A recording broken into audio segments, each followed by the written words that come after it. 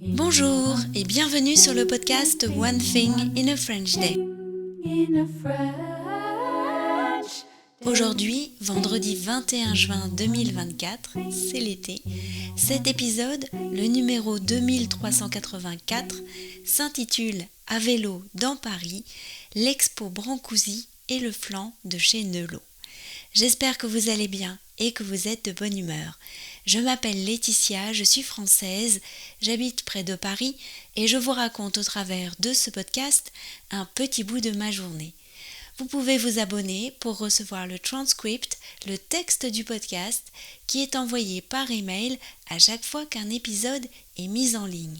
Le transcript a de nombreux avantages, je vous invite à les découvrir sur le site du podcast et ainsi choisir la formule à 3 € ou 5,90 € par mois qui vous conviendrait le mieux.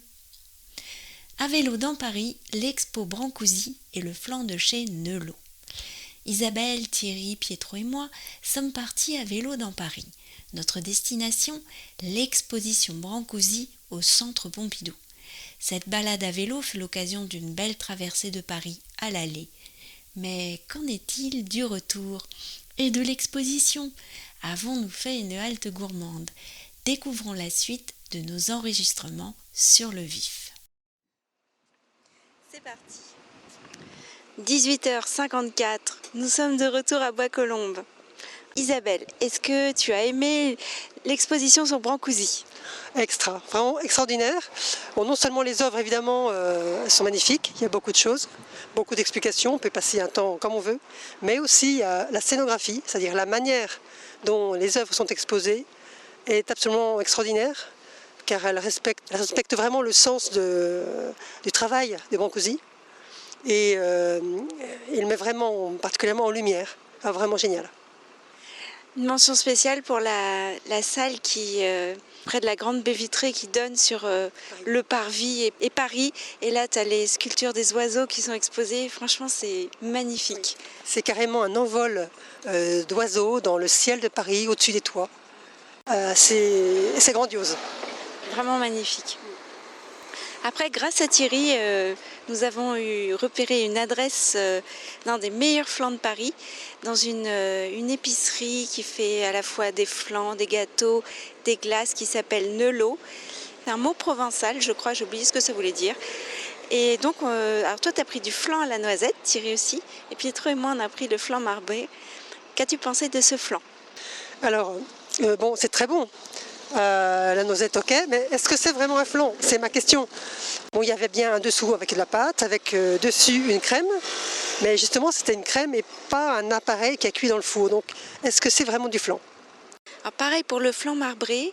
Alors, la pâte était vraiment extra, croustillante, très goûteuse, légèrement caramélisée. J'ai adoré la pâte. Mais c'est vrai que l'appareil m'a rappelé plus une mousse qu'une texture de flan. Parce que le flan, c'est quand même quelque chose qui est un peu pris, qui est un peu, pas gélatineux, mais comment on pourrait dire, ouais, un peu tremblotant comme ça. Et c'était délicieux. Mais pour moi, c'était pas du flan. Mais bon, c'est un endroit qui vaut quand même le détour. Donc le chemin du retour, en fait, c'était assez simple. On a rejoint la rue de Rivoli. C'est une rue qui avant était pour les voitures et tout le monde, et maintenant qui est réservée aux bus, aux taxis et aux vélos. Donc, et avec un rang seulement de voitures. Avant, il y avait plusieurs rangs de voitures. Maintenant, il y a un rang de voitures et tout le reste, c'est au vélo et au bus. Je vous conseille, si vous venez à Paris, vous prenez un vélo, vous descendez le soir tombé le long du Louvre, le long des Jardins des Tuileries sur cette avenue de Rivoli. C'est quand même un grand moment. Ouais, c'est vrai, je suis d'accord avec toi.